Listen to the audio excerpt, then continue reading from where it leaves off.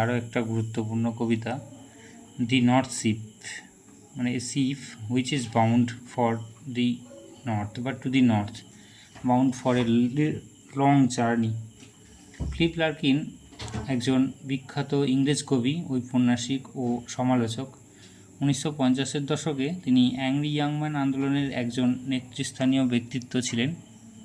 এই আন্দোলনের কবিরা সোজা ভাষায় প্রতিদিনের ব্রিটিশ জীবনযাপনের চিত্র তুলে ধরেছিলেন।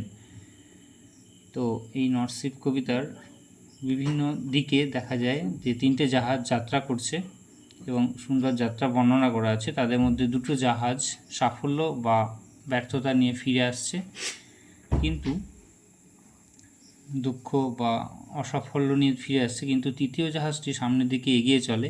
তার দীর্ঘ যাত্রায় বিপদের সম্মুখীন হয়, কিন্তু এটি বাধা বিপত্তিপূর্ণ জীবনে স্বপ্ন পূরণের প্রতীক।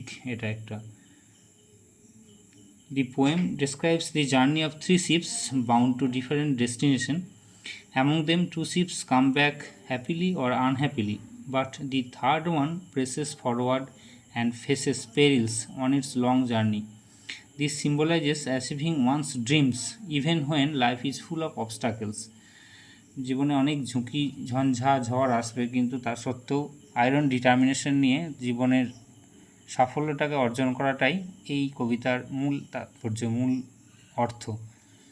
তো আমরা কবিতায় ঢুকে যাব। প্রথমেই I saw 3 ships go sailing by, আমি দেখলাম 3টে জাহাজ সমুদ্র যাত্রা করেছে। Over the sea, the lifting sea, সমুদ্রের উপরে, উত্তাল সমুদ্রের উপরে।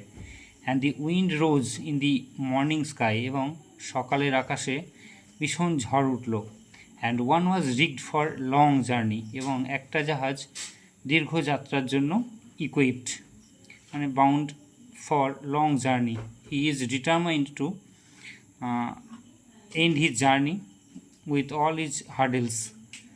দি first ship turned towards the west, প্রথম জাহাজটা ঘুরল পশ্চিমের দিকে।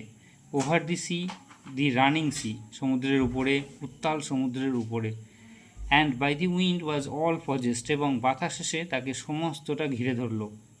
একটা বাতাস এসে, ঝঞ্ঝাপূর্ণ বাতাস, তাকে আটকে ধরল।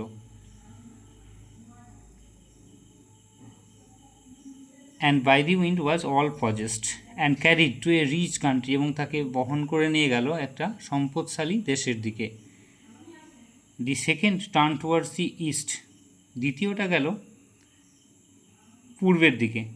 Over the sea, the quaking sea, সমুদ্রের উপরে, উত্তাল সমুদ্রের উপর দিয়ে সে বইতে লাগলো, চলতে লাগলো।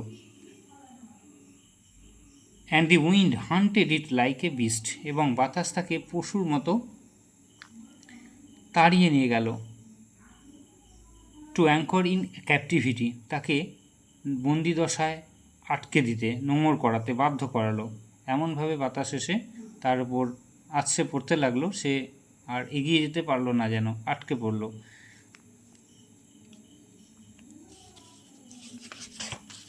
দি third ship drove towards the north, তৃতীয় জাহাজটা চলতে লাগলো উত্তরের দিকে। Over the sea, the darkening C,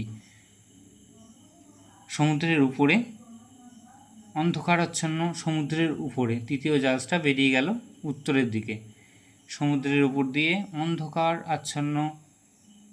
অন্ধকার হয়ে আসা সমুদ্রের উপর দিয়ে। But no breath of wind came forth, কিন্তু তৃতীয় জাহাজটা বাতাসের কোনো ঝলক এলো না,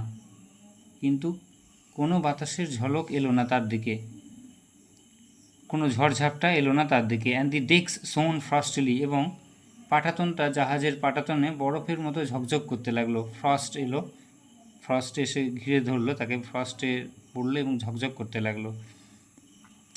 এগুলো হার্ডেলস, এগুলো আসছে রাস্তায় এগিয়ে যাওয়ার সময়, বিভিন্ন ঝড় ঝঞ্ঝা আসে, কিন্তু যার মধ্যে আয়রন ডিটারমিনেশন থাকে সে কিন্তু পৌঁছে যায়। এগুলো তারই লক্ষণ। বিভিন্ন হার্ডেলস আসছে জাহাজগুলোর মধ্যে, কিন্তু তৃতীয় জাহাজটা কিন্তু থামলো না, ফিরল না। The northern sky rose high and black, উত্তরের আকাশটা চকচক করতে লাগলো, ভীষণ ঝড় ঝঞ্ঝা এবং কালো হয়ে এলো। Over the proud unfruitful sea, ভয়ঙ্কর গর্বিত অহংকারী ক্ষমাহীন সমুদ্রের মধ্যে দিয়ে। আনফ্রুটফুল সি, যে সমুদ্র কাউকে ক্ষমা করে না, সেই সমুদ্রের উপর দিয়ে চলতে লাগলো। East and West ships came back, পূর্ব এবং পশ্চিমের যে জাহাজগুলো গেছিলো তারা ফিরে এলো। হ্যাপিলি অর আনহ্যাপিলি, খুব আনন্দের সঙ্গে বা অসুখী দুঃখে ভরা মন নিয়ে তারা ফিরে এলো। But the